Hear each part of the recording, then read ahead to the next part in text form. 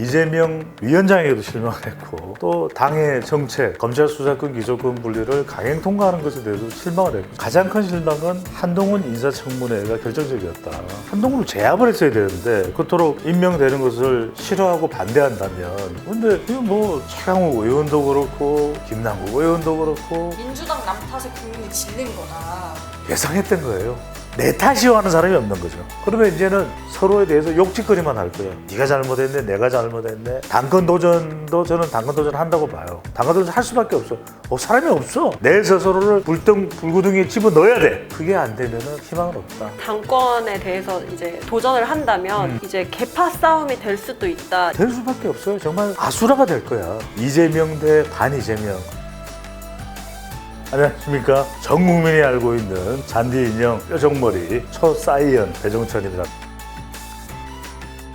민주당이 좀 크게 참패했다 이렇게 좀 평가가 나오고 있는데 네. 이유가 좀 뭐라고 생각하시나요? 민주당의 완패죠. 그렇게 되는 가장 큰 이유는 실망입니다. 총선에서도 힘을 실어줬는데 그 기대치에 대한 성과나 정치적인 효능 이걸 보여주지 못했던 것이 결과적으로는 투표율이 50.9%밖에 안 돼요. 더불어민주당이 안 나간 거죠. 투표소에 실망을 해서 당에도 실망을 했고 당의 구심점이 되는 사람 이재명 위원장에게도 실망을 했고 또 당의 정책, 검찰 수사권 기소권 분리를 강행 통과하는 것에 대해서 실망을 했고 가장 큰 실망은 한동훈 인사청문회가 결정적이었다. 분석하고 결과를 담고 있는 이 논문을 일저자로 썼습니다.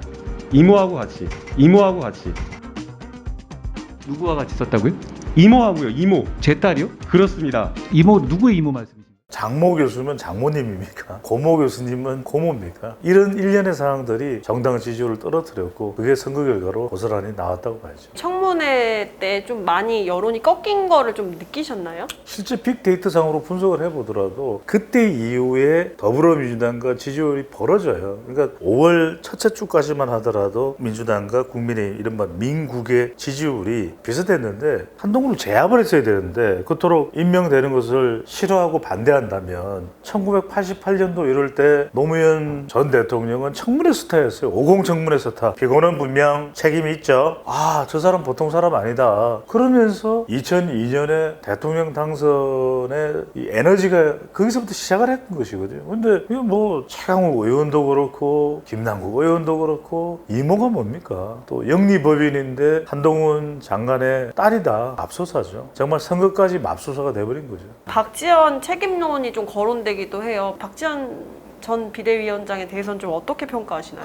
박지원 위원장에게 책임을 떠넘긴다면 저는 그거야말로 민주당이 깊은 늪속으로 들어가는 거다. 왜냐하면 생생한 거침없는 눈치 보지 않는 발언을 하는 것이 박지원 비대위원장이기 때문에 그렇게 할 수 있는 거예요. 그걸 두고서 왜 노련하지 않느냐, 정교하지 않느냐, 아이들이 잘못했을 때 애가 문제예요. 그 집에서는 그렇게 이야기하겠어요. 결국 책임은 부모에게 있는 것이거든요. 저는 TPC 분석을 해보면 타이밍상으로는 더 정교하게 지방선거 훨씬 전에나 지방선거 이후에 그런 용태론이든 뭐든 꺼내놓았으면 좋았을 것이다. P는 뭐냐? 저도 윤호중 위원장과 더 조율을 하고 말했으면 좋겠다. P는 피플입니다. C는 콘텐츠다. 그러면은 586만 문제 있느냐? 586 중에서도 괜찮은 사람이 있겠죠. 그럼 70년대생, 90년대 학부는 문제 없냐? 문제 있죠. 위원장이 그런 발언을 한 것에 대해서 후보자들도 참 맥이 빠져요. 우리 현장에서 어떡하란 말이냐. 더 중요한 것은 박 위원장이 왜 그렇게 행동할 수밖에 없었을까. 민주당이 더 빨리 선제적으로 박 위원장이 그런 말을 하기도 전에 개혁을 해버리고 변화를 해버리고 혁신을 해버렸다면 그럴 이유가 없는 거죠. 이걸 박 위원장에게 지적은 할 수 있어요. 또는 비판의 목소리를 낼 수는 있어요. 하지만 오롯이 희생양으로 삼는다? 더 깊은 수렁으로 가는 거다. 그렇게 해서는 안 된다. 이걸 오히려 끌어안고 박 위원장 당신은 우리 당의 자산이에요. 더 키워야 돼요. 비례대표 공천도 주고 성장 과정에는 온갖 실수가 있어요.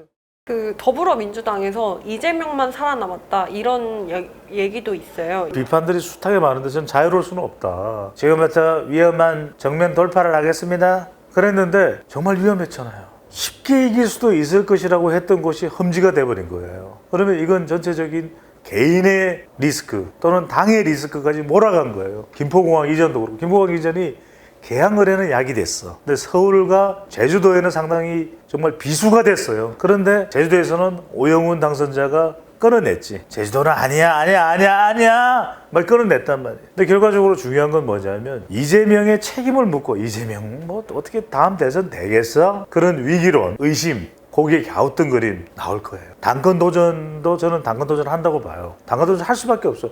사람이 없어. 문재인 전 대통령이 사람이 먼저예요. 하하하. 그랬는데 사람이 없어. 이때 정말 중요한 게 이재명 당으로 가든 반 이재명 당으로 가든 어떤 당을 만드느냐가 중요한 거예요. 국민의힘 보수정당과 비교하지 마라. 더불어민주당 스스로 우뚝 설 수 있는 경쟁력 있는 정당이 돼야 된다. 근데 국민의힘보다는 우리가 낫죠. 국민의힘도. 그런데 이게 결국 대선에서 나왔던 내로남불이거든요. 국민의힘 비교할 필요 없어요. 박근혜 때 어떻게 했냐, 이명박 때 어떻게 했냐, 그런 거 비교하다 보면 당이 망하는 거야. 우리 기준을 최상위에 놓고서 이런 정당이 될 거예요 하는 것을 이재명이 할 수 있느냐? 그러면 이재명에겐 미래와 기회가 있는 것이고, 그냥 나만 살고 있으면 되지, 뭐 나만 살면 됐지, 이렇게 가다가는 큰 코 다친다. 결국 당의 지지율을 구성하는 것은 3P입니다. 첫 번째 P는 필로소피, 이념이에요. 두 번째 P는 팔레시, 정책이에요. 세 번째는 사람. 지방선거에서 참패를 한 거는 다 무너진 거야. 근데 이걸 제대로 세우려면 정말 뼈를 깎아야 돼요. 내 스스로를 불구덩이에 집어넣어야 돼. 그게 안 되면 희망은 없다. 그걸 이재명이 하느냐, 김동연이랑 같이 하느냐, 못하느냐에서는 민주당의 미래, 이재명의 미래, 김동연의 미래가 다 달려있다고. 당권에 대해서 이제 도전을 한다면 이제 계파 싸움이 될 수도 있다, 이런 평가도 있는데 이 점은 좀 어떻게 보고 계세요? 될 수밖에 없어요. 정말 아수라가 될 거야. 이재명 대 반 이재명. 그런데 한번 생각을 해보자고요. 지금 이재명에 그래도 대적할 수 있는 사람이 있느냐? 실망감은 많지. 이재명 뭐야? 겨우 이겨서 말이야. 그 민주당에 텃밭인 개항을 해서. 그런데 윤석열 정부하고 맞대응할 만한 170석 거대 야당의 중심에 누군가는 서야 되잖아요. 설 사람이 있어요? 없어. 미워도 다시 한번, 미워도 두 번 다시, 이러면서 이재명이 오는 거예요. 이재명 세력을 몰아낼 수 있는 정도의 세력이 당내에 있느냐? 없어. 뭐 친문 강성 지지층들이 할 거다? 어림없는 이야기예요. 그러니까 이번 지방선거에서 보면 박지원 위원장을 결국 누가 비대위원장 자리에 앉히는 영향력을 행사했느냐? 송영길 전 대표가 서울시장 후보가 되는데 결정적인 자극이 된 사람이 누구예요? 이재명 당으로 가는 거야. 그러니까 말 그대로 이제 이재명의 민주당이 되는 거예요. 당이 엉망진창이 된 상태에서 이재명이 민주당이 된 거기 때문에 결국 2년 가까이는 이재명한테 기회를 줄 수밖에 없어. 이낙연이 지금 방금 나온 기사인데 민주당 남 탓에 국민이 질린 거다, 그 짓을 계속했다, 이런 평가를 페이스북에 올렸다고 하더라고요. 예상했던 거예요. 내 탓이요 하는 사람이 없는 거죠. 박지원 희생양 삼을 수는 없으니까. 그렇다면 정말 된소리가 이제 닥치는 것이거든. 그러다 보니까 형식적으로는 비대위 전체의 해체 수순으로 가는 거예요. 근데 아무도 내 탓이 안 하죠. 그러면 다음 수순은 뭐냐? 이재명 당권이에요. 그러면 이제는 서로에 대해서 욕짓거리만 할 거야. 네가 잘못했네, 내가 잘못했네, 네 탓, 남 탓. 이게 이제 당의 팽배하게 될 거예요. 이때 제일 중요한 거는 뭐냐? 민주연구원이 정신을 차려야 돼요. 그 국민들이 이번 지방선거 관통하면서 민주당을 어떻게 보고 있나? 그 액자를 그대로 분석을 해서 전체 구성원들을 공유를 시키고 깊은 반성과 넓은 책임이 필요해요. 586 용태가 아니라 전원 용태. 누군가 그 이야기를 해야 됩니다. 170석 다 물갈이 할 거야. 지금 민주당에서 나와야 되는 화두는 뭐냐? 전원 교체 대상이에요. 이재명까지 포함해서. 이럴 때 저는 새로운 정당으로 오롯이 설 수가 있다. 그 더불어민주당 당명 바꿀까요? 바꾸면 안 돼요. 결국 민주당은 또 민주당이 돼요. 나중에 열린우리당, 뭐 새천년 민주당, 새천년 천년 만년 민주당, 그러다가 나중에 민주통합당, 결국 민주당. 이름보다는 실질적인 내용이 더 중요해요.